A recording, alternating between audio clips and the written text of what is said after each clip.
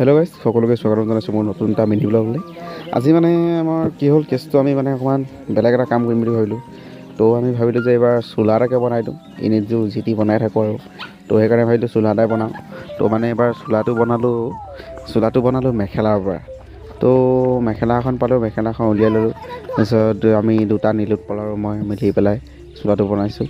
তাৰপিছত আৰু তাৰ কামটো আৰম্ভ কৰিয়ে দিলোঁ আৰু কাটি মেলি আৰু চোলাৰ কাম তেনেকৈ বনাই থাকোঁতে বহুত দেৰি লাগিলে আৰু চিলাই মেলি কৰোঁতে কাটোতেতো জোখ চোখ নাই, কোনো ফিটা চিটা মিলাই নাই।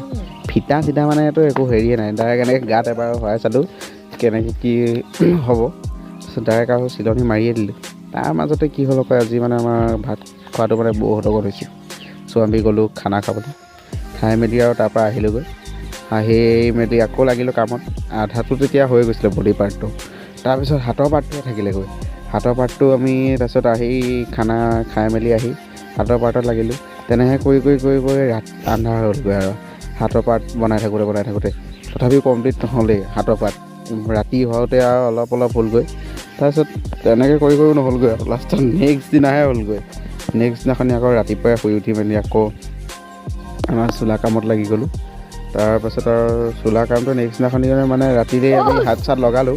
তাৰপিছত অলপমান থাকি গ'ল আৰু যোনবিলাক কলাৰ কামটো আছিলে, আৰু হাত এখন অকণমান বেয়া হৈ আছিলে, হাতখন ঠিক কৰিলোঁ। তাৰপিছত কলাৰ লগালোঁ, কলাৰ চলাৰ লগাই মেলি কলাৰটো খালি বনাবলৈ বহুত কষ্ট হৈছিল। লাষ্টত বেছিকৈ কষ্ট আকৌ হাতখনৰহে হ'লগৈ।